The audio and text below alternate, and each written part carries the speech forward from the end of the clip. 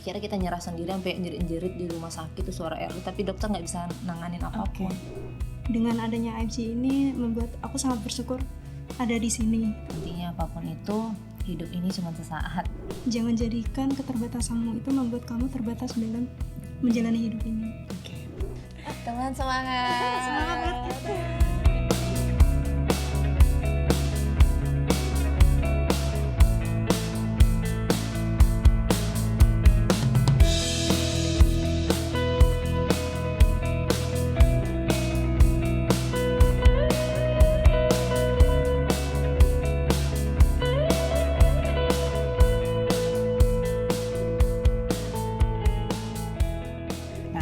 Boleh nggak cerita gitu ya Mbak Erli ya? Kalau dulu kan bisa dibilang kondisinya baik-baik aja. Ya mungkin kalau misalkan tadi Mbak Sri cerita masa kecilnya pasti berbeda dengan Mbak Sri yang masa kecilnya memang masih normal gitu ya. Normal dalam arti secara fisik tidak ada perbedaan dengan yang lainnya. Kemudian sampai dengan di suatu ketika gitu ya mengalami musibah, mungkin kalau misalkan saya boleh cerita. Benar gak sih ada sebuah musibah yang akhirnya membuat sebuah perbedaan yang akhirnya merubah hidup Mbak Erli sendiri? Ya benar sih Mbak. Jadi itu aku terlahir emang sempurna. Jadi aku emang terlahir sempurna. Aku anaknya juga aktif. Aku suka nari. Aku suka kegiatan-kegiatan yang memang lebih ke seni gitu. Pada satu ketika itu di tahun terakhir aku tuh semester terakhir tuh aku mau skripsian, aku ada bencana kecelakaan. Semester akhir kuliah ya? Benar. Itu tahun 2017. Jadi tuh emang aku anaknya aktif dalam dunia seni termasuk marching band.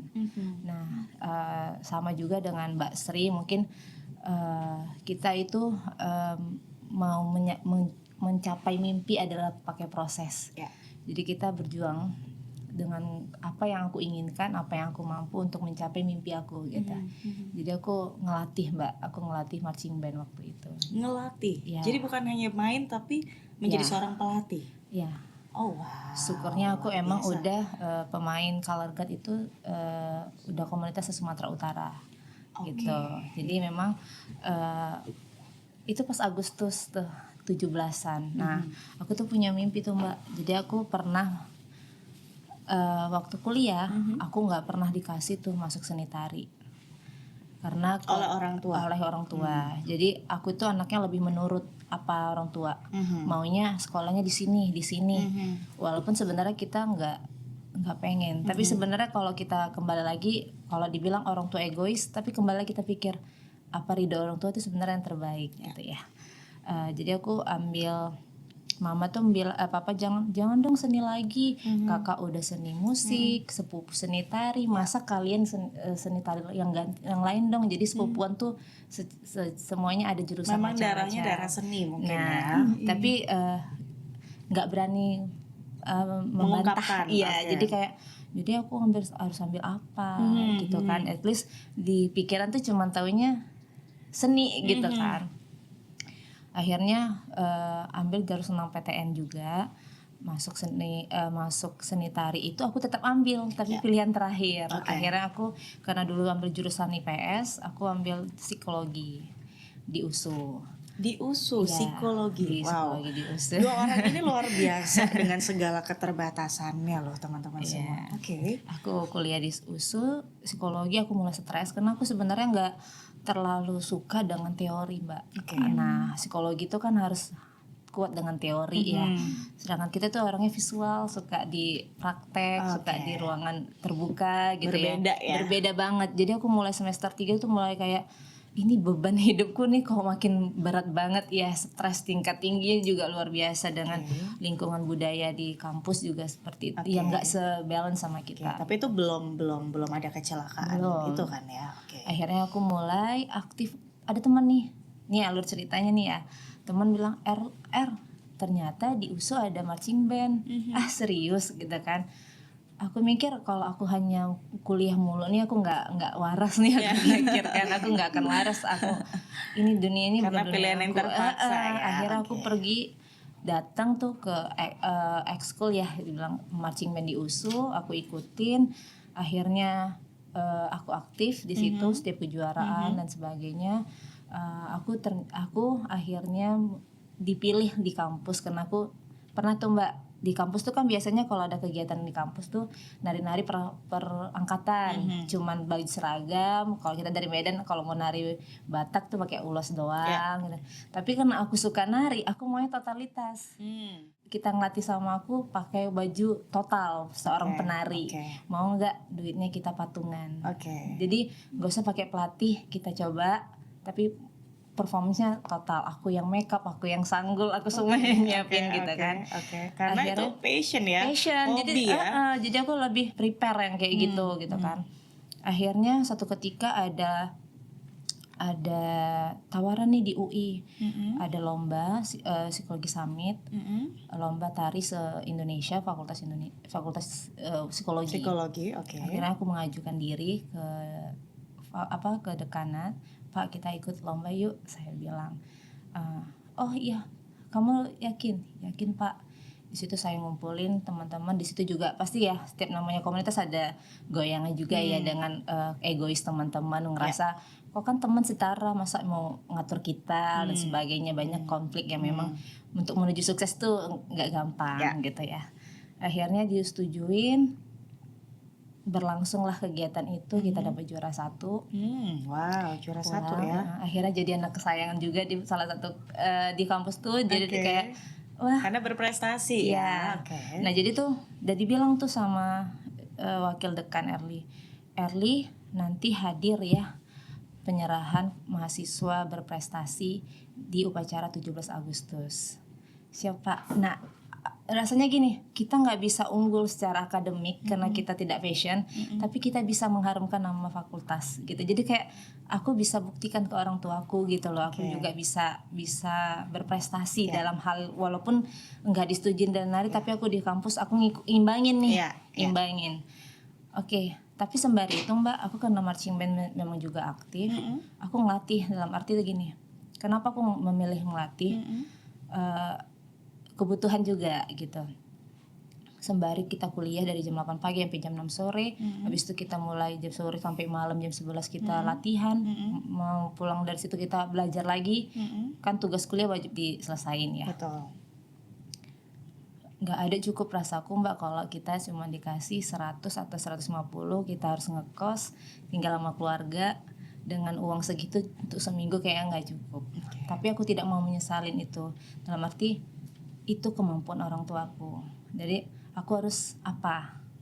Aku nggak mau Mbak yang istilahnya dalam arti kepercayaan itu banyak hal ya Mbak prosesnya nilainya, karena orang tuaku bilang gini, silahkan berkegiatan selama itu masih positif. Jadi aku masih memanfaatkan itu dalam arti tidak merusak kepercayaan mereka. Apapun hobi aku jalanin yang bisa membuat aku lebih maju gitu. Akhirnya aku bisa ngelatih. Nah jadi tuh setiap aku ngelatih tuh musim tahunan Mbak. Jadi tahunan itu dalam sebulan aku bisa dapat berapa juta untuk bayar uang kosan, untuk uang bisa kasih orang tua, biaya ini. Jadi tuh aku harus ngelatih tuh jaraknya itu 2 jam dari rumah, dan jalannya itu kalau kita di sini ke puncak. Nah kalau di Medan itu namanya Brastagi. Jalannya cukup dari Medan. Jalannya cukup curam. At least aku curam, di situ Erli kecelakaan. Detik-detik Erli harus mau menerima penghargaan yang Erli mimpikan gitu. Justru kondisinya pada saat akan menerima penghargaan. Benar, Mbak. Disitulah justru kejadiannya. Kecelakaan kendaraan roda 4, roda 2. Jadi Erli tuh lagi naik motor dibonceng. Waktu itu Erli sama pacar diantar. Jadi tuh jalannya tuh kan naikkan ya Mbak. Dari atas itu ada truk dua kebut-kebutan. Pas di tikungan mereka keluar jalur, kita naik ke atas. Untungnya cepat, kita langsung minggir ke pinggir, tapi yang truknya itu nggak ngerem, dipaksa. Jadi stang motornya itu dihantam dari truknya itu, karena motornya tinggi. Kaki Erli tuh kena bumper besi-besi sampingnya itu. Jadi kita terhempas ke pinggir, dan kondisinya itu Erli nggak paham waktu itu. Erli pikir cuman jatuh, aku nggak apa-apa. Karena udah nggak sadarkan diri ya. Sadar mbak. Oh sadar. Sadar. Oke. Ternyata ada warga yang cepat-cepat nutupin kaki Erli gitu. Ternyata kondisinya kaki Erli itu dari lutut ke bawah itu sudah pecah. Tulangnya itu sudah terbagi 3 dan udah keluar. Oke. Udah pendarahan hebat. Jadi Erli langsung histeris. Erli nggak mikir macam-macam, cuma bilang tolong cepat bawa aku ke rumah sakit. Erli bilang ada polisi yang lewat, mau nunggu ambulan atau ada angkot. Jadi Erli bilang apa yang cepat, tolong bawa saya. Masih kondisi sadar masih sadar. Oke. Begitu diangkat, di situ ada terasa kakiku nggak ada. Jadi saat itu juga saat diangkat Terasa kaki itu nggak ada, rasanya nggak ada lagi gitu. Karena hanya betis yang utuh, yang ini sudah hancur. mohon maaf, kaki kanan atau kiri? Kanan. Kaki kanan. Dinaikkan ke angkutan umum, jalannya turunan. Jadi tuh kena ngebut ya angkutnya, ngerem, kena macet. Jadi tuh posisinya nih kaki kan mbak, kakinya udah ngelepek kayak gini, Oke. ngerem, kaki keluar ke kanan, tulang kelurus ke pintu ini. Dia bilang, tolong angkat, ditarik karena udah nahan sakit. Itu pendarahan hebat sampai HB itu udah 5. Nahan sakit itu. Oke. Sampai rumah sakit Nunggu 14 jam mbak untuk operasi. Oke. Tapi dokter menyarankan diamputasi karena range lukanya itu sudah 7 ke 8. Jadi kan 1 ke 9 itu 7, 8, 9 tuh udah range-nya amputasi. Oke. Tapi range luka Erli 7 ke 8 yang memang harus diamputasi. Tapi orang tua karena mikirnya ini anak perempuan, ini anak aktif dengan kakinya, gimana dia siap kondisi yang menari, marching dan sebagainya. Oke. Cobalah dok. Jadi tuh kayak papa tuh ngemis sama dokter, gimana caranya dipertahankan dulu dok. Jadi dokter itu takut sebenarnya untuk mempertahankan karena infeksi, karena tulang itu udah di udara berapa jam. Oke. Jadi takut mereka infeksi, malah harusnya di bawah lutut, akhirnya diamputasi ke paha karena infeksi tadi. Tapi untungnya nggak tahu kenapa mbak, kejadian itu Erli cuma bilang sama mama, maafin Novi ya. Aku di rumah dipanggil Novi gitu kan. Maafin Novi ya mah, gara-gara kayak gini Novi jadi nyusahin lah, dalam arti kan mental orang tua pasti kan ini kan. Di saat kondisi yang udah berat, tapi Erli masih bisa menyemangati orang tua, minta maaf ke orang tua. At least karena kan ini ya mbak, aku ngerasa ini kan musibah di aku gitu kan. Sampai gue bilang, Novi ada salah ya gitu kan. Kalau ada salah Novi minta maaf ya gitu ya. Maksudnya mama bilang, enggak nak, berjuang untuk hidup gitu kan. Mama yang minta maaf, katanya nggak bisa memfasilitasimu gitulah, dalam arti. Soalnya namanya nggak ada ya orang tua mau lihat anaknya itu yang dibesarkannya itu secara sempurna, tiba-tiba harus keadaan kayak gitu. Dan pas juga mama itu ada kista, jadi tiap bulan tuh kan kalau datang bulan tuh sakit. Yang Erli tahu itu mama tuh nggak bisa stres gitu. Jadi kayak jadi saudara-saudara tuh pada nggak berani tuh masuk ke ruang IGD karena udah kondisi Erli tuh udah dibilang HB udah 5, kalau hilang kesadaran mungkin koma gitu kan. Tapi Erli bilang nggak apa-apa mah, jangan ditengok ya, jangan ditengok, nggak apa-apa. Dokter gimana Erli? Sehat kok dok. Mencoba. Tapi akhirnya awalnya dikasih obat bilang rasa sakit sampai morfin, akhirnya dosis juga habis, Erli juga belum ditanganin gitu kan. Akhirnya kita nyerah sendiri sampai jerit-jerit di rumah sakit tuh suara Erli, tapi dokter nggak bisa nanganin apapun. Erli tetap sadar ya, kondisi dengan kaki yang seperti itu Erli tetap sadar dan justru bisa tadi mungkin ke orang tua justru memberikan semangat. Apa yang waktu itu ada di benak Erli justru, apakah Erli seorang mahasiswa psikologi, Erli bisa mengatur, ya kan? Bukan karena itu juga ya, karena jurusan psikologi, tapi emang karena kepedulian kali ya sama orang tua juga. Tapi emang nggak tahu ya mbak, kondisi saat itu ngerasa kayak aku nggak apa-apa kok, aku nggak apa-apa. Saat itu merasa seperti itu. Jadi kayak aku kayak ngerubah mindset aja tuh.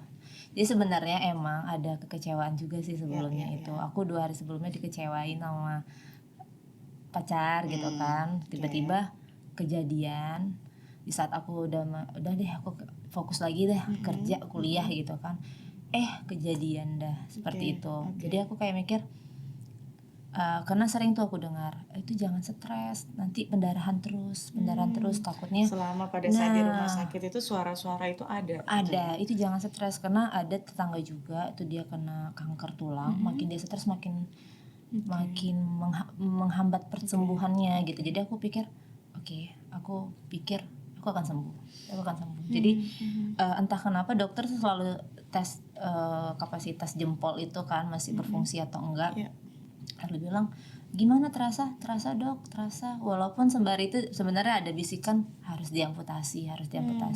Ya Erli bilang, enggak kok, tolonglah, nggak apa-apa, ini bisa kok, Erli bilang gitu kan.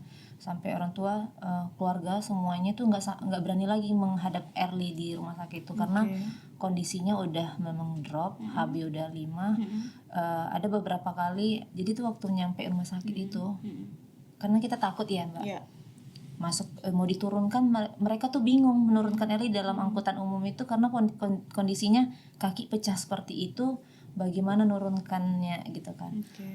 Nggak tahu Tuhan tuh kayak nidurin gitu mbak seketika, hilang, kayak pingsan, tapi ketika udah dinaikkan tempat tidur bangun.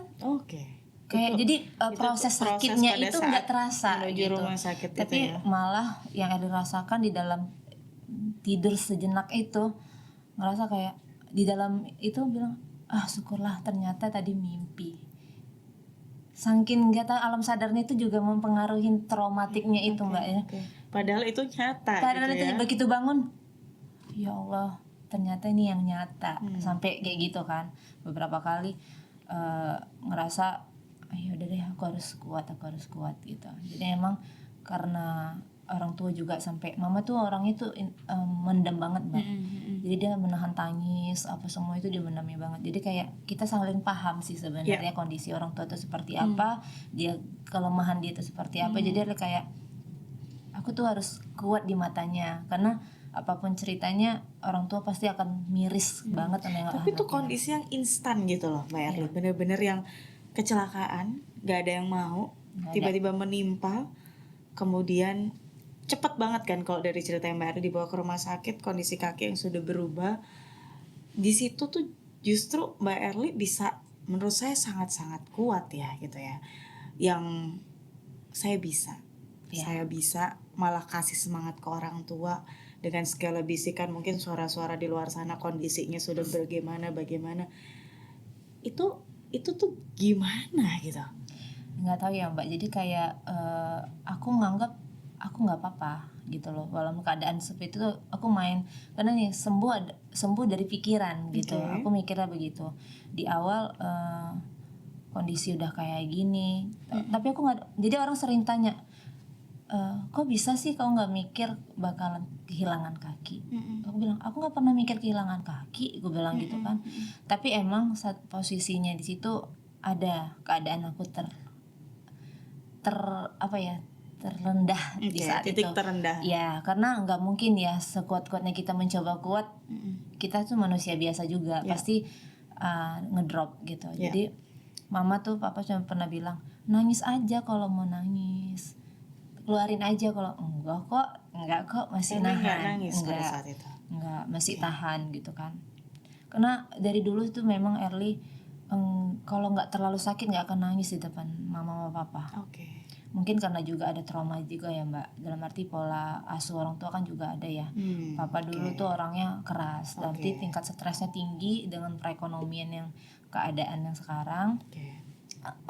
Anak harus aku ada kebutuhan, tiba-tiba kondisi ekonomi menurun, jadi tingkat stresnya tinggi. Jadi ketika Erli tuh dianggap cengeng, papa tuh emosi. Jadi tuh Erli sering dipukul gitu dalam keadaan nangis. Jadi kayak traumatik banget. Jadi ketika memang sebenarnya aku masih sanggup, akan kutahan. Jadi seperti itu. Jadi memang banyak sih trauma yang dialamin sebelum, tapi masih bisa terkontrol dari Erli. Tapi di titik terlemah itu ketika, jadi tuh dosen ngechat lagi, Erli jangan lupa ya nanti upacara tanggal 17 Agustus. Keadaan itu Erli udah di Itu tempat tuh tidur. disampaikan oleh orang lain ya, pasti ini ada berita untuk diingatkan untuk hadir dan sebagainya. Bapaknya langsung, wakil dekannya langsung. Maksudnya Erli kan nggak mungkin pada saat itu masih lihat handphone. Udah pegang. Jadi kan memang di hari itu 14 jam langsung ditanganin operasi. Dalam keadaan masih operasi pertama karena Erli ngalamin 4 kali operasi dalam setahun setengah. Itu kecelakaan di hari yang sama menuju upacara atau di hari yang berbeda? Berapa hari berapa hari mau menuju upacara. Jadi 1 hari sebelum upacara bapaknya nelpon nge-line dulu line. Tapi Erli udah di rumah sakit. Akhirnya Erli bilang, "Pak, saya kecelakaan, saya nggak bisa hadir." "Hah, kecelakaan apa?" Jadi panik mereka semuanya, sampai ada beberapa dosen tuh yang nangis melihat kondisi Erli karena ini anak aktif, kakinya begitu gimana. Sibuk jadi dengan menari, marchingnya gitu ya, mengharumkan nama fakultas. Kemudian ada musibah yang seperti ini. Jadi pas di 17 Agustus itu Erli tidur masih pagi. Malah Erli tidur itu mimpi, Mbak. Mungkin itulah alam sadar itu yang sebenarnya kita pendam itu keluar di dalam mimpi itu. Erli dengar suara musik marching band itu bergema. Tapi Erli dalam keramaian tuh Erli nggak bisa nonton, kayak pakai tongkat lari-lari gitu dalam mimpinya kan. Akhirnya nangis tuh di mimpi tuh, kayak aku nggak bisa lihat, aku mau lihat. Musiknya juga mendukung melo ya. Tiba-tiba bangun Erli kayak nyesek gitu, langsung nangis, langsung kayak kenapa, dan langsung keluarga langsung keluar. Ya nangislah, silakan. Keluarga memahami sekali ya, berusaha memahami mungkin ya kondisi yang terjadi saat itu yang menimpa Erli berarti ya. Seperti itu, lepaskan. Memang patutnya memang kau lepaskan sekarang supaya nggak ada beban. Setelah itu ya udah happy aja, Mbak. Jadi masuk lebaran haji 17 Agustus Erli bilang, "Ma, pasang dong bendera-bendera kecil di tempat tidur." Padahal Erli tuh nggak bisa apa-apa. Jadi 2 bulan itu memang benar-benar mijak bumi tuh enggak. Pakai pampers, apa-apa semua di atas tempat tidur. Oke. Jadi itu situasi yang sangat berubah 180 derajat gitu ya. Mbak Erli, Mbak Sridam, kisahnya menurut saya sangat-sangat memberikan saya aja gitu ya sebuah inspirasi yang sangat besar. Satu yang pengen saya dapat, satu lagi, teman-teman bisa mencapai titik yang kemarin mungkin titik terendah gitu ya, dan saat ini bisa berubah, bisa di titik sekarang. Gimana teman-teman mengelola self acceptance teman-teman gitu ya, menerima kondisi itu nggak mudah gitu kan ya. Apa yang teman-teman berusaha mungkin deal dengan diri sendiri gitu? Kalau Erli ya nganggap setiap cobaan itu pasti ada hikmahnya ya. Rencana Tuhan tuh pasti baik. Dalam arti kita dikasih cobaan ini karena Tuhan percaya kita mampu melaluinya. Syukurnya memang Tuhan pasti akan ngasih cobaan itu karena kita mampu gitu kan. Dan kayak kalau Erli sendiri kayak ngerasa dalam kecelakaan ini nggak ada nyesel kok. Kadang ada yang kenapa sih Tuhan uji aku seperti ini. Kita nggak ada yang mau seperti ini. Tapi emang hidup ini harus dilaluin. Kita harus up terus, jalan terus, proses terus gitu kan. Tapi yang bikin support kita selama ini memang sebenarnya adalah lingkungan sosial, keluarga yang memang benar-benar ada. Tapi bukan berarti menuju itu bukan mulus-mulus saja gitu ya, Mbak. Banyak kerikilnya gitu ya. Untuk kayak Erli sendiri ya, Mbak, dengan hanya di atas tempat tidur selama 2 bulan, pastilah masih ada bentrok sama orang tua. Dalam arti kayak makan tuh gini ya, sensitivitas orang sakit itu kan berbeda ya, Mbak. Di saat kita mau ini mau itu, atau ada orang tua yang terlalu protektif, kamu mau makan apa, bilang aja.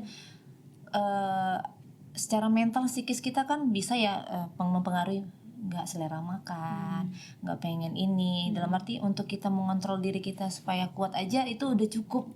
Gimana lagi kita mau mikirkan mau makan, mau ini, mau itu. Setidaknya aku tidak menyusahin yang lain aja cukup. Tolonglah ngertiin aku gitu. Kadang orang tua karena kita banyak menolak tawarannya, kita paham sebenarnya mereka khawatir. Tapi kan juga secara mental psikis kita kan juga kita melawan nih sama diri sendiri gitu kan. Orang tua tuh nggak terima, semua nggak mau, apa yang nggak mau gini. Yang penting gini, bukan menolak tawaran, tapi at least kadang kan mama tuh kan pedagang ya, kaki lima juga, 2 orang yang harus sumber ekonominya itu terputus karena merawat Erli gitu kan. Jadi Erli juga berpikir aku nggak mau banyak mau gitu, dalam arti untuk kita bertahan mama ngerawat berapa bulan aja itu udah beban sama diri sendiri gitu ya. Usia sebesar ini dirawat lagi orang tua seperti apa gitu. Tapi kayak pernah bentrok, jadi tuh budaya ya, maksudnya di lingkungan keluarga Erli tuh nganggap kayak Erli tuh anak paling kecil tapi nggak bisa bersuara, dalam arti apa yang Erli omongin nganggap kayak masih kecil aja begini, maksudnya harus ngikut gitu. Kalau Erli speak up gitu kayak ditolak gitu. Akhirnya sebenarnya bukan mau maksud melawan, tapi aku nggak suka, aku nggak mau cuma mau menyampaikan itu. Akhirnya kayak tidak diterima dalam keadaan kayak gitu, sampai pernah di titik Erli, ya udah aku bisa sendiri, kalau memang aku ngerasa beban untuk kalian udahlah taruh aja aku di panti asuhan, sampai kayak gitu. Pernah pindah tempat tidur, nggak pernah pindah dari kursi roda ke ini, sampai Erli manjat sendiri Mbak dengan keadaan kaki. Itu proses gitu. Ya, itu proses. Walaupun sebenarnya bisa menerima sampai dengan kondisi saat ini. Iya, akhirnya memang kita sama-sama belajar. Mungkin memang semua hikmahnya tuh ada, berarti kan kita komunikasi sama keluarga juga belum terlalu baik. Dengan musibah ini kita makin kompak, makin paham, makin tahu rasa sayang orang tua itu seperti apa sama anak. Yang selama ini mungkin nggak tahu, akhirnya tahu gitu ya, terbuka melalui sebuah kejadian. Intinya apapun musibah yang kita alamin, mau segimana pun tetap keluarga yang mendampingin kita. Jadi yang bikin kuat selama ini juga orang tua. Teman-teman itu sesaat gitu. Sampai bisa juga sesaat. Teman-teman tuh sesaat, tapi keluarga, orang tua itu yang terus kadang kan ya ada di dekat. Kadang anak-anak tuh emosinya kadang mamaku tuh gini, dan sebenarnya ketika susah pun tetap mereka yang ada gitu ya, orang tua tuh ada. Oke, Mbak Sridam apa Mbak Sridam? Kalau saya pasti pertama tuh mindset yang perlu dikelola dan pengendalian diri. Soalnya kan kondisi saya seperti ini dari lahir ya. Jadi perasaan ketidaksenangan atau perasaan hal-hal negatif tuh pasti kadang selalu ada. Gitu. Nah, bagaimana sih cara mengelola perasaan tersebut untuk dijadikan suatu perasaan yang positif dan pemikiran yang positif? Pasti yang kita butuhkan adalah mindset yang baik, pengelolaan pikiran yang baik kan. Nah, yang awalnya aku tuh memang yang seperti tadi aku bilang, kalau aku takut pada diri sendiri, sebenarnya juga takut pada orang-orang. Menarik. Jadi ada perasaan takut secara internal dan eksternal gitu. Ya mungkin dari kayak perasaan trauma-trauma, terus ada pengalaman-pengalaman yang menakutkan menurut aku gitu kan. Jadi tapi tidak mungkin kan kalau misalkan dalam hidup ini kita selalu terpaku pada pengalaman-pengalaman negatif kita. Pasti ada beberapa titik tertentu yang ada positifnya begitu.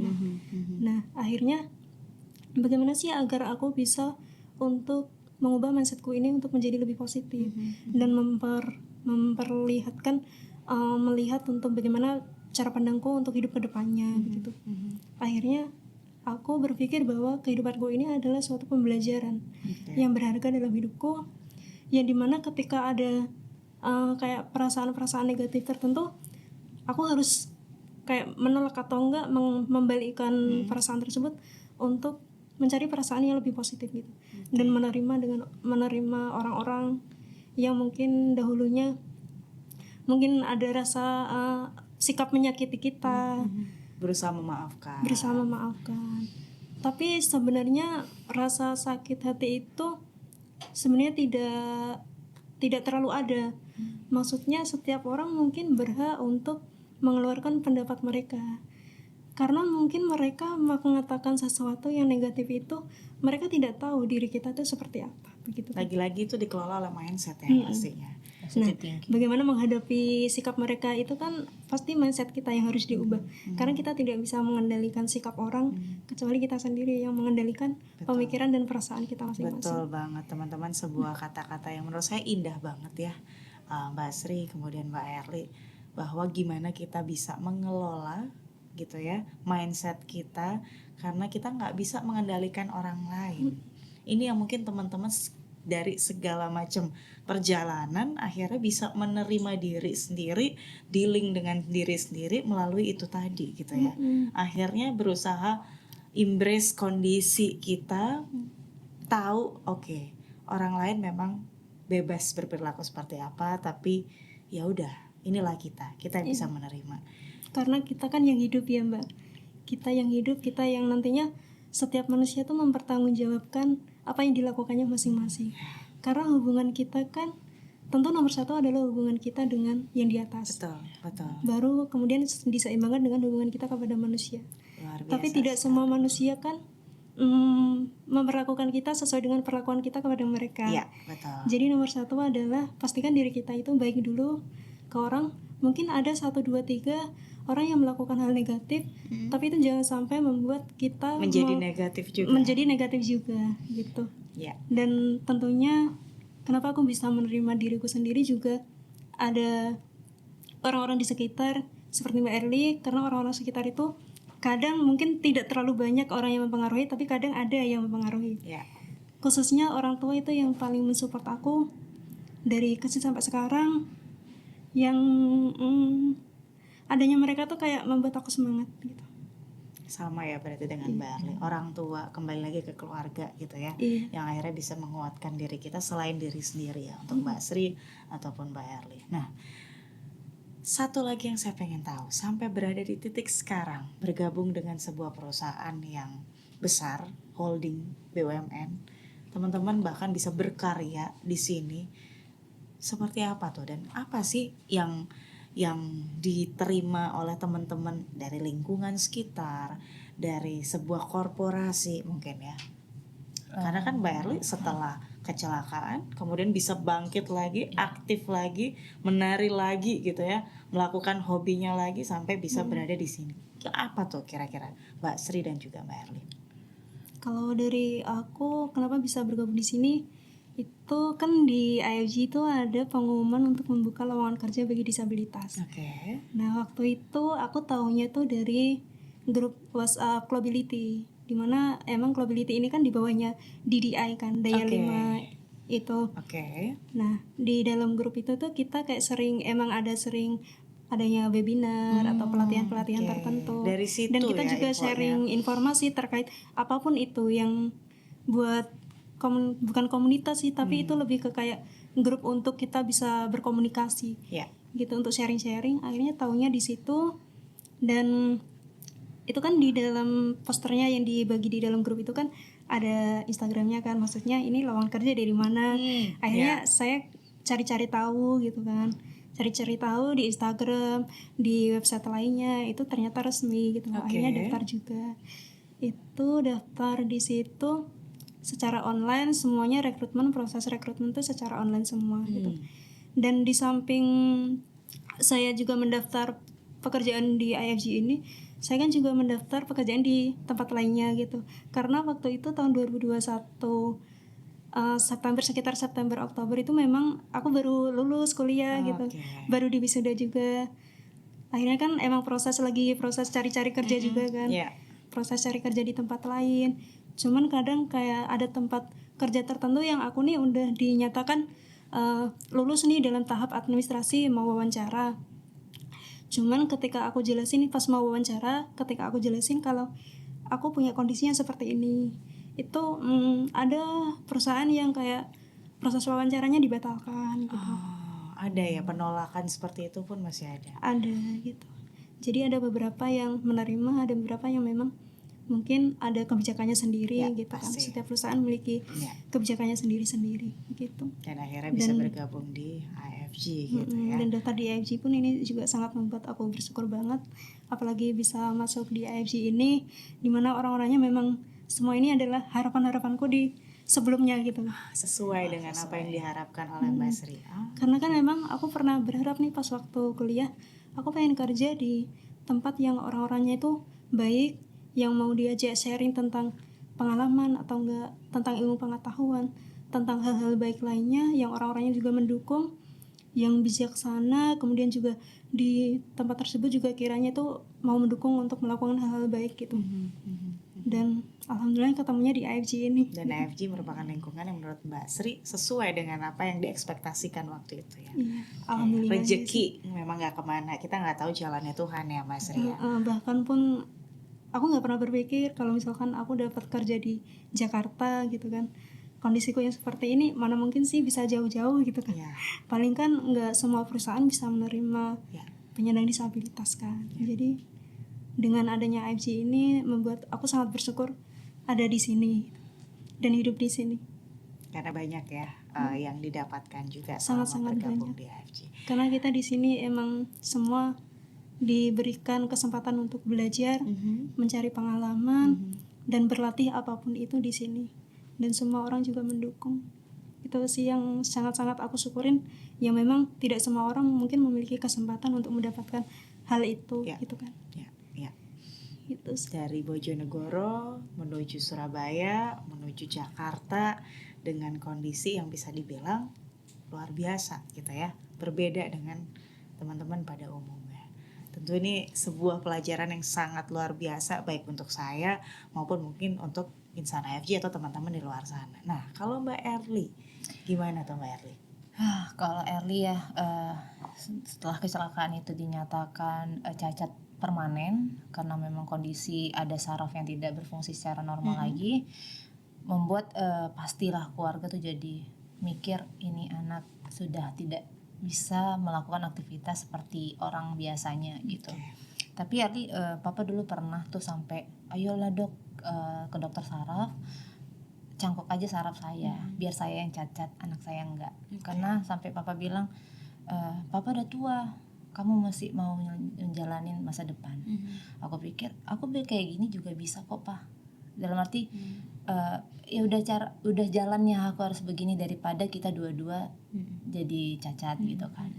Jadi penerimaan diri dalam arti gini, setiap musibah pasti ada hikmahnya ya. Jadi aku menganggap kita yang ada di sini itu adalah orang yang spesial dipilih Tuhan. Kita nggak ada yang mau seperti ini, tapi kita dapat pembelajaran yang cukup luar biasa. Tuh seperti apa Mbak? Belajar lebih ikhlas itu ternyata sulit. Belajar ikhlas itu sulit, belajar sabar itu sulit. Tapi kita harus ngelakuin itu, dalam arti kayak Mbak Sridam harus terima bulian, berarti harus sabar, harus ikhlas, memaafkan gitu loh. Istilahnya proses pendewasaan kita itu lebih kayak dipus lebih kuat gitu prosesnya gitu. Sampai bilang Erli jedah tuh setelah kuliah selesai, Erli mau coba nari lagi dengan keadaan seperti ini. Memang sempat jalan tuh kan masih goyang ya dengan belajar jalan lagi. Tapi Erli optimis aku bisa. Coba lagi, ini penasaran dari diri sendiri kan. Coba lagi main marching band lagi. Walaupun teman-teman jangan, mereka dengan kondisi lihat khawatir gitu sampai teman-teman tuh please lah jangan main lagi please. Tapi Erli men-challenge diri, ayo aku bisa next bisa, berarti kan hal ini itu aja bisa aku lakuin, kenapa yang lebih besar lagi enggak. Jadi menuju itu Erli sempat minta waktu sama orang tua, kasih waktu. Masa pandemi itu memang baru tamat-tamatnya kuliah, gak ada kerjaan, tiba-tiba ada tawaran kerja, coba, tapi memang nggak, kita kan kayak ngerasa ini nggak maju nih gitu kan. Kita tahu Erli cuman bilang papa gini, jangan hanya yang penting dapat kerjaan, tapi kita maunya ada prospek ke depan. Jangan karena ada kekurangan aku harus dibatasin. Kita nggak menghambat gitu ya. Kita ini walaupun ada keterbatasan, tapi kita nggak boleh membatasin diri kita. Harus terus mencoba gitu kan, belajar. Jadi Erli bilang ayo apa pengen aku Erli cari orang-orang yang suka speak up. Jadi Erli tuh semenjak kecelakaan tuh kan sering jauh komunikasi sama orang, jadi kayak takut ngobrol sama orang gitu kan. Mirip takut, dengan Mbak Sri, ada ketakutan. Jadi takut kayak adalah traumatik yang memang otak ini juga udah jarang untuk bersosial, ngobrol apa gitu kan. Jadi coba ini Erli, ayo sama teman-teman buat IO gitu kan, apa yang aku suka. Sampai papa ayolah cari kerjaan yang istilahnya tetap gitu. Tapi kita nggak bisa paksa, dalam arti aku biar kasih waktu dulu, aku sambil pemulihan mental, penyesuaian lagi, karena mau deket, mau masuk di perusahaan manapun kalau kitanya sendiri nggak ready dalam, nggak siap ya. percuma. Jadi nggak tahu kenapa Mbak ya, mulai early beraktivitas, mulai ikut kegiatan syuting film, produksi film, tiba-tiba tuh early nggak pernah ngikutin, kecuali PNS dulu pernah ya. PNS itu ada tuh jalur Papua, ada jalur disabilitas. Nah jadi tuh posisinya early mencoba disabilitas. Terakhir tahun sebelumnya itu PNS kan terbatas ya, nggak semua jurusan dan nggak semua instansi yang terbuka untuk disabilitas gitu. Jadi Erli coba, memang kondisi pas ujian itu memang Erli nggak ready secara fisik, karena semenjak kecelakaan itu Erli ada anemia juga karena pendarahan hebat waktu itu, memang fisiknya juga nggak ready. Jadi memang stuck di situ, nggak bisa ngelanjutin gitu kan. Tapi Erli nganggap aku tuh nggak disabilitas, aku sama teman-teman yang lain gitu. Lagi-lagi mindset ya. Aku tidak pernah aku tidak mematokkan diriku disabilitas, karena aku mikir gini Mbak, aku yang secara fisik kurang dengan orang yang secara fisik sempurna ada kekurangan. Jadi sebenarnya kita semua sama, maupun fisik maupun mental itu semua sama. Pada dasarnya orang secara fisik sempurna pun mereka punya cacat juga secara mental gitu. Kita kan nggak bisa ini kan. Jadi mental health mungkin ada gangguan atau apa itu juga bisa dibilang kan. Benar. Jadi dengan kekurangan kita secara fisik, berarti kita harus, aku mikir, aduh mental aku disembuhin dulu nih. Jadi aku mencoba kegiatan sama teman-teman lain. Nah, nggak tahu kenapa tiba-tiba tuh ada pembukaan lowongan AFG.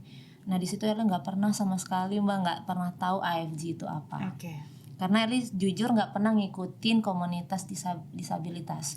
Karena baru ya, disabilitas itu masih baru untuk Erli sendiri. Karena dari lahir Erli memang tidak terlahir cacat gitu, ataupun kekurangan. Ada lowongan ditawarin lewat WA dari DDI. Kita generasi yang sama masuk di AFG. Ada penawaran, Erli ngerasa ya udah deh ikut-ikutin aja dulu, tapi mau ini beneran atau enggak ya terserah. Tiba-tiba next minggu depannya kamu CV-nya diterima, administrasi diterima, terus melakukan wawancara interview sama user interview kan. Ini serius gitu ya, ini serius. Eli tunggu tuh, benerkah? Tiba-tiba mulai Zoom dengan logonya BUMN, wah ini bener.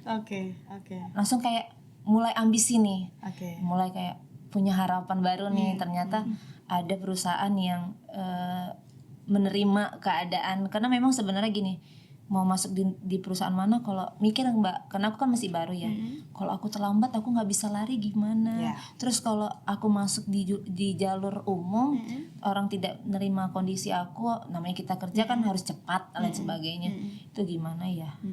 Dan ternyata ini ada khusus di jalur disabilitas. Erli coba jalanin.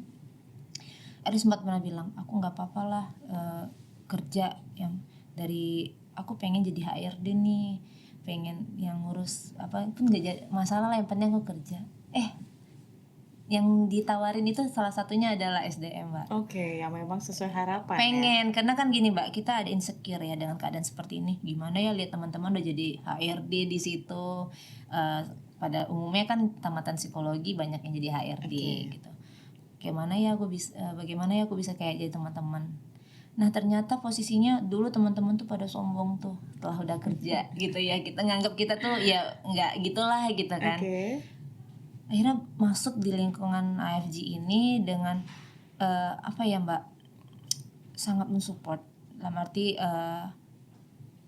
yang dibilang Mbak Sridam tadi, mendukung banget. Misalnya memberi kesempatan buat kita belajar, teman-temannya juga support. Dalam arti nggak ada yang membeda-bedakan. Malah memang sebenarnya teman-teman di AFG ini ya, khususnya Erli ya, nggak pernah nganggap Erli disabilitas. Jadi kayak lu disabilitas apaan gitu. Jadi memang sebenarnya balik ke diri sendiri sih Mbak. Kita nggak mau dianggap kasihan atau lain sebagainya, dianggap tidak mampu, tapi memang gimana cara kita memaksa diri kita bisa setara dengan teman-teman, sama, nggak ada bedanya, nggak ada gitu bedanya ya. Dalam arti kalau memang kita nggak sanggup di hal itu, apa yang bisa kita sanggup, kita tunjukin ke teman-teman yang lain gitu.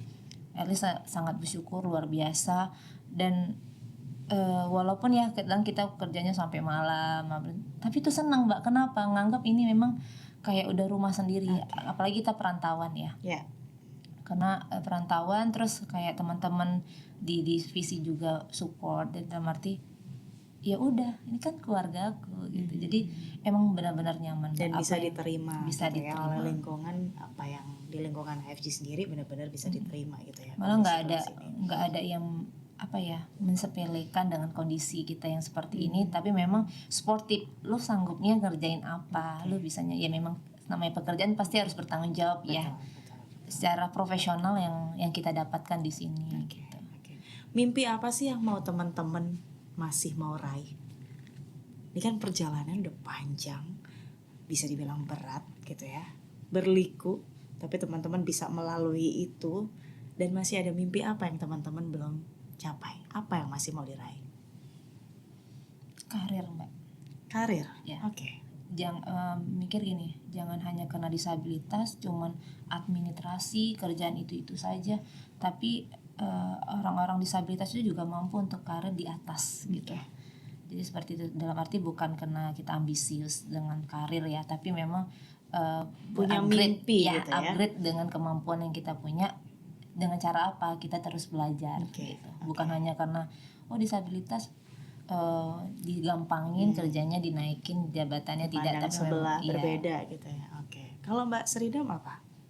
Sama Mbak Erli. Karir bisa berkarir sampai dengan atas gitu ya. Karena kan kita tahu bahwa di sini tuh banyak sekali kesempatan yang kita dapat, kita bisa belajar apapun itu. Bahkan dari Korpo pun juga ngadain pelatihan-pelatihan yang mungkin juga sesuai dengan permintaan dari karyawannya sendiri kan. Nah itu mungkin sebagai salah satu jembatan untuk kita bisa meningkatkan rasa soft skill kita ataupun enggak hard skill kita gitu. Nah karena di sini itu memang semuanya serba didukung. Jadi aku berharapnya sih kedepannya aku bisa memberikan suatu prestasi yang berdampak bagi perusahaan. Gitu. Berdampak bagi perusahaan dan juga untuk negara mungkin ya, karena kita salah satu pastinya holding untuk BUMN. Nah selain karir, kita tentunya tidak bisa berpikir, maksudnya aku berharapnya tidak berpikir untuk kehidupanku sendiri gitu. Aku berharap bahwa aku ini bisa menjadi contoh atau enggak bisa memberikan semangat bagi teman-teman di luar sana, baik itu disabilitas ataupun yang non disabilitas. Semua orang kan memiliki tingkat semangatnya masing-masing. Nah mungkin di luar sana yang mungkin ada disabilitas atau enggak yang non disabilitas memiliki rasa semangat yang rendah. Dengan adanya kita yang mungkin nantinya suatu saat nanti kita tidak tahu kan kehidupan ke depan kita mau jadi seperti apa. Kita hanya bisa berencana, semoga saja kita bisa menggait mereka untuk memberikan mereka untuk dapat meningkatkan semangat mereka begitu sih. Setidaknya menginspirasi untuk teman-teman. Dan kata-kata bermanfaat itu sangat-sangat penting bagi kehidupan. Karena luar biasa. Bermanfaat itu kan bisa selain membuat kita bahagia juga membuat orang lain bahagia. Betul. Dan banget Mbak Sri. Kita bisa bangkit juga karena adalah dukungan ya. Dalam arti gini, banyak perusahaan sana dimanapun menerima karyawan disabilitas pasti ada, tapi nggak mendukung kayak kita di sini. Dalam arti kesempatan misalnya kegiatan milenial, kegiatan CSR, apapun kegiatannya itu tidak memandang kita mampu atau enggak secara fisik, tapi mereka selalu support kita, ikut dong, boleh, welcome, benar-benar sangat welcome untuk siapapun yang mau berpartisipasi. Jadi dalam arti kan kita bukan hanya melulu hanya pergi kerja pulang, pergi kerja pulang, tapi kita dikasih kesempatan juga untuk dikasih ruang dikasih kesempatan gitu karena kan kita juga mau melakukan kegiatan yang sama teman-teman yang lain tanpa ada batasan. Nah di sini benar-benar kayak siapa aja yang mau aktif, siapa aja mau berkarir, siapa aja yang mau berkarya, silahkan dibantu teman-teman. Dan di sini enaknya yang kita dapetin mendukung seperti itu Mbak. Jadi seakan-akan kita tuh sama semuanya, punya kesempatan yang sama. Dan dari sini juga kita berharap perusahaan-perusahaan yang lain juga membantu teman-teman difabel di luar sana untuk dapat memfasilitasi karya-karya teman-teman difabel di luar sana, aspirasi teman-teman difabel di luar sana. Karena Kenapa? Dari kita sendiri yang dinyatakan difabel gitu, pasti pengen memberikan yang lebih dari orang yang lain gitu. Pasti setiap orang pasti mau menunjukkan performance-nya yang terbaik. Tapi kalau nggak ada kesempatan gimana? Nggak ada ruang bagaimana? Tapi alhamdulillah di AFG ini benar-benar kayak kita nih teman-teman difabel pengen buat kegiatan CSR, silahkan berbagi sama teman. Kita kan juga pengen ya rasa syukur kita itu dirasain juga sama teman-teman yang mungkin kurang beruntung dari kita gitu. Jadi benar-benar kayak ya udah ngapain lagi dicari di luar sana, di sini ternyata sudah sangat support. Jadi karena kita sudah disupport di sini jadi kita lebih belajar lagi dan karir kedepannya lagi supaya kita lebih bagus gitu Mbak. Amin, ya mudah-mudahan ya Allah mendukung, semesta mendukung gitu ya. Dan teman-teman, mungkin setiap manusia tuh memiliki kisah hidupnya sendiri. Tadi kita udah mendengarkan kisah hidup Mbak Erly, kisah hidup Mas Ridam gitu ya. Mungkin ada yang mirip gitu ya, ada mungkin juga yang berbeda. Karena memang setiap kondisinya pasti berbeda gitu kan ya. Tapi mungkin dari kisah-kisah mereka kita bisa jadikan sebuah inspirasi, sebuah mungkin ada yang mau meniru, wah ternyata mereka dengan kondisi yang berbeda aja bisa. Bagaimana dengan kita yang kondisi normal? Rasa syukur yang mungkin selama ini belum muncul, dengan melihat sesi kali ini justru wah benar. Saya perlu banyak belajar nih dari teman-teman yang mungkin kondisinya tidak seberuntung teman-teman yang kondisi fisiknya bisa dikatakan normal. Nah, satu lagi nih Mbak Erly maupun Mbak Ridam, mungkin untuk teman-teman yang di luar sana yang kondisinya mungkin sama, ada pesan gak nih? Kalau dari Erly ya, siapapun di luar sana mau kondisinya sama seperti kita ataupun tidak, tetap terus berproses, tetap terus sayang sama diri sendiri, intinya percaya diri untuk jadi yang lebih baik lagi. Intinya apapun itu, hidup ini cuma sesaat. Tetap ingat pada Tuhan. Memang rasa syukur itu yang utama ya Mbak, dalam arti kalau kita tidak bersyukur apapun yang kita dapat, itu kita juga gak akan bahagia gitu ya. Setiap orang siapapun itu belajar sampai kapanpun akan terus belajar.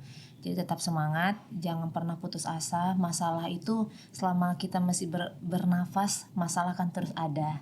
Nah inilah proses hidup yang memang harus kita lewatin, laluin.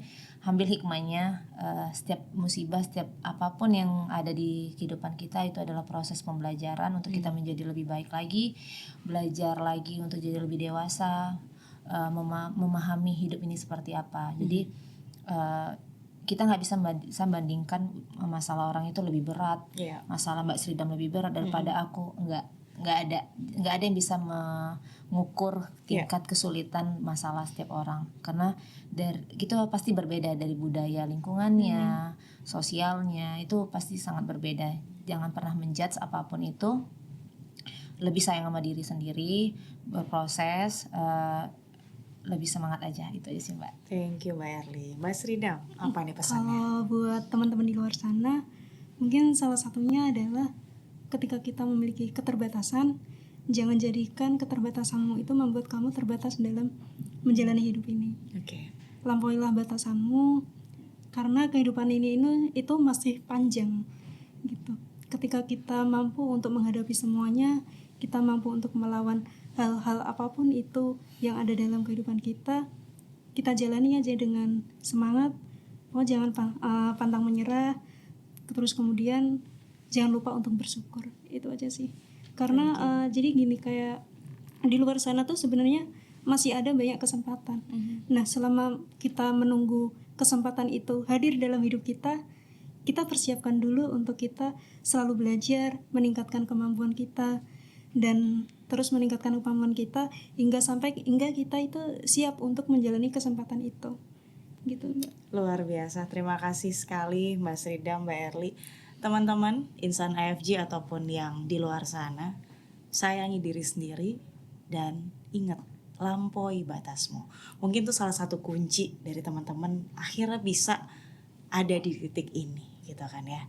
Terima kasih sekali, mudah-mudahan sesi kali ini sangat-sangat bermanfaat. Saya sangat-sangat berterima kasih bisa mendengar langsung kisah hidup yang mungkin belum pernah diceritakan sebelumnya dimanapun gitu ya. Tapi kali ini teman-teman bisa berkenan menceritakan dan bahkan boleh untuk di-share supaya bisa menginspirasi teman-teman di luar sana. Ini suatu kehormatan sih untuk kita. Kami juga suatu kehormatan Mbak diundang, Mbak, dikasih Suatu kesempatan. penghormatan bagi kita juga, Mbak bisa Kania. sharing untuk teman-teman yang lain. Terima kasih. Sehat terus, mudah-mudahan bisa mencapai mimpinya menuju karir yang diinginkan dan tetap menyayangi diri sendiri, lampaui batas teman-teman sendiri. Teman-teman, terima kasih banyak untuk yang sudah menonton. Wah, ini durasinya mungkin cukup lama ya AFG Talk kali ini, tapi yang pasti ini episode yang wajib untuk ditonton sampai dengan habis gitu ya teman-teman semua. Sampai ketemu lagi di AFG Talk We Walk to Talk. Saya Kania, AFG Talk We Walk to Talk kali ini untuk Hari Disabilitas Internasional. Terima kasih, Mbak. Terima kasih sayang, makasih banget kita. Good luck ya, thank you. Semangat. Bikin nangis loh. Terima kasih, Mbak. Teman semangat.